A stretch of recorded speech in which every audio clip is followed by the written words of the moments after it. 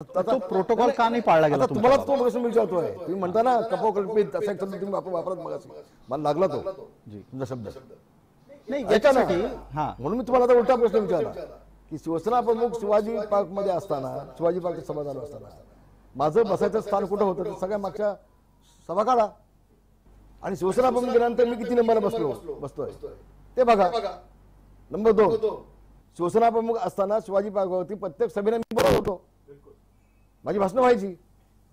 असं काय झालं की शिवसेना प्रमुख गेल्यानंतर माझी भाषणं बंद केली ती का?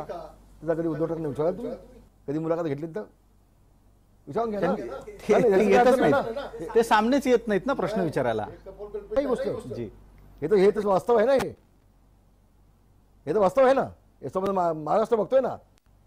म्हणजे शिवसेना प्रमुख गेल्यानंतर रामदास कदमला कसं संपवायचं, त्याची भाषणं बंद करून टाकायची.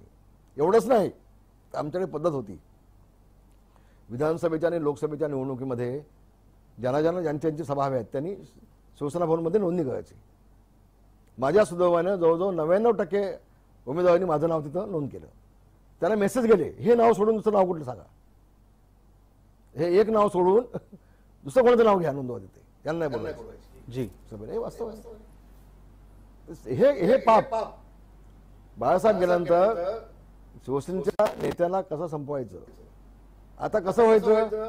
कधी कधी शिवाजी पार्क मध्ये उद्धव ठाकरेपेक्षा रामदास कदमला टाळ्या अधिक मिळायच्या. मग माझ्यापेक्षा टाळ्या जास्त घेतोय, संपवा त्याला. हा विषय असावा असा माझा अंदाज आहे. ठीक, असं माझा अंदाज आहे.